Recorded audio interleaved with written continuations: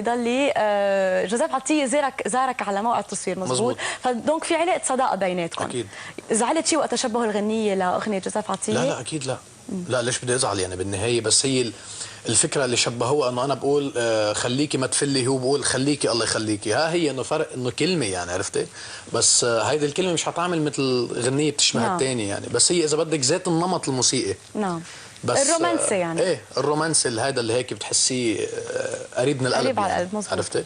بس هيدي هي. وقد ايه تاثيرك بملحم بركات؟ اكيد تاثيري بفنان ملحم بركات كثير كبير، لانه الاستاذ ملحم اكيد يعني مش بس انا، اكيد كثير فنانين مبلشين جديد كثير بحب له اغانيه القدام وحافظهم اذا بدك كلهم، ويعني كيف بدي اقول لك بتحسي هيك مثل انه بتتسقفي لما تشوفي هيك فنان عم بغني او عم بيلحن. موسيقار كبير. طب ممكن يكون في تعامل بينك وبينه؟ أنا صراحة إلي الفخر أكيد إنه أتعامل مع الموسيقار ملحم بركات. نعم. بس إنه إذا حن علينا وأعطانا لحن أوكي. إن شاء الله. إن شاء الله. طب بتغني لنا شي غنية من أغنياته؟ هيك حافظهم عم تقلنا. أكيد بنغني هلا نبلش فيها؟ إيه. سلم عليها يا هوى واحكي لها قلبي هوى، كان الهوى يحكي معي بطال يحاكيني الهوى. سلم عليها سلم عليها سلم عليها يا هوى. بحبها كثير. لا بس حلوه كثير. ايه لانه مش بالمود، انا بعرف بتطلع احلى هي، بس انه مش بالمود، محضر لها اذا بدك. ما فاجئناك. ايه. فادي بعد بقلبي ضلي شفنا اغنيه كثير حلوه لإلك شفنا انه بتشبهك اكثر من قلبي ضلي. اكيد. هي هيدا مش انا. خبرنا عنها. هذا مش انا يعني مثل هالاغاني اللي عم بتصير. كنا قاعدين اذا بتذكر كنت قاعد انا وهشام بولس على البحر تحت الشمس، يمكن الشمس شوي اثرت على مخنا يمكن، فكنت قاعد انا وهشام قلت له بدي اعمل غنيه بدنا تكون هيك شوي نجن فيها.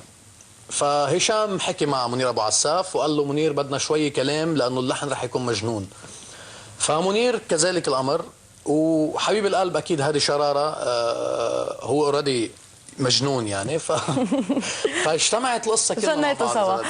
خليط كامل متكامل. نعم. خلصت الغنيه والحمد لله طلعت كثير حلوه. اتجهنا نحو عادل سرحان. ليه عادل سرحان؟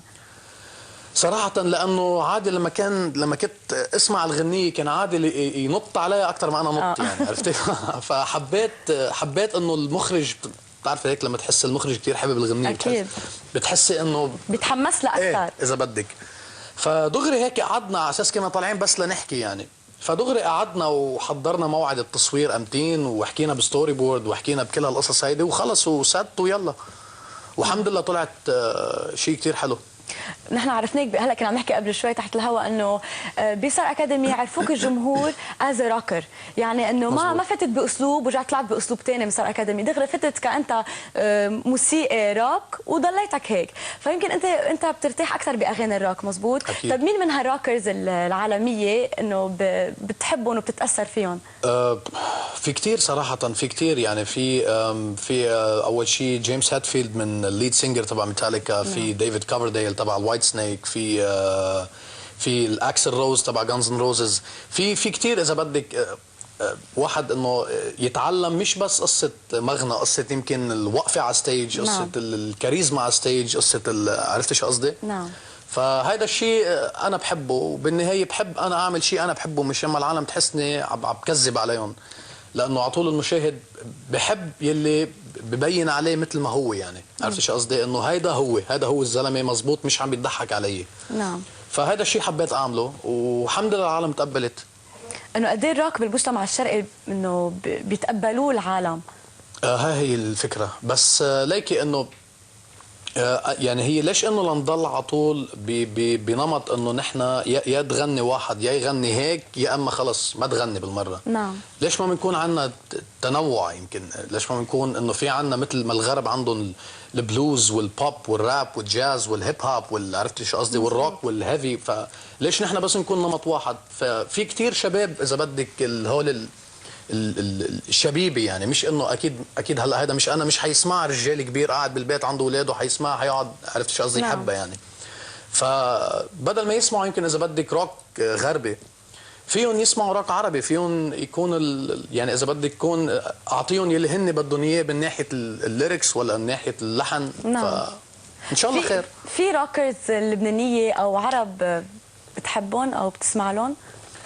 روكرز لبنانيه لا صراحه ما في بس اكيد الاستاذ غسان رحباني. نعم. يلي بوجه له تحيه، وبوجه تحيه كمان لالان اللي هو كان اللي حط الجيتار بهذا مش انا، وبي كمان اغنيه جديده الا مقدسي طلعي مني، بوجه لهم تحيه. اكيد انا تعرفت على غسان من قبل ما فوت على الاكاديمي من زمان، وقتها هو عرفني على باند اسمها وايت سنيك، واللي استفدت منها كثير واخذت منها كثير اذا بدك تكنيك، فبوجه له تحيه.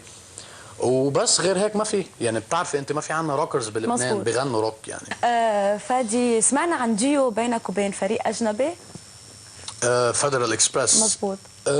هو اذا بدك الفكره موجوده والنيه موجوده، بس بدنا نلاقي الاغنيه اللي هي اذا بدك تركب ليقدر اذا بدك فيدرال يستفيد منها، واذا اقدر انا استفيد منها، اذا كانت رح تكون بين انه روك يعني كومبينيشن بين الروك والراب. عرفتي شو قصدي؟ فيعني اذا لقينا الغنيه الصح اكيد رح تكون يعني رح تصير، لانه فيدرال كثير محمس للفكره وانا كثير محمس للفكره. فيدرال هو حابب كثير ينعرف بالميدل ايست، وانا اذا بدك فيني يمكن تقدر تساعدني لاقدر اكون توسع اكثر. فاذا لقينا الاغنيه المناسبه اكيد مش غلط الفكره. وراح يكون الغناء باللهجتين، يعني باللغتين، اللغه العربيه هيدي بعد مش مأكدين منها، يعني يمكن تكون كلها انجلش، يمكن تكون اكيد انا عربي وفدرال انجلش. اوكي. طيب وفي اغنيه كمان لفلسطين رح تغنيها؟ اكيد في اغنيه هي رح تكون اذا بدك هذه شوي محضرينها سربرايز انا وهشام بولس.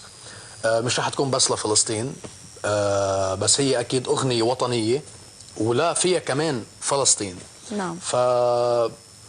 بس بعد مش هلا رح تنزل، يمكن تنزل مع الالبوم باذن الله، يمكن بعد طلعي مني.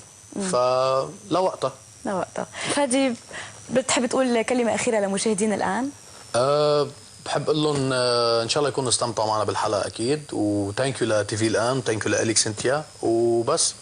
انا بدي اتشكرك كمان، وبدي اتمنى لك النجاح بالبومك الجديد وباغنيتك الجديده، وكمان اكيد ان شاء الله كمان شي نهار نشوفك بكونسرت ضخم، يعني مثل ما انت بتحب، يعني كونسرت روك.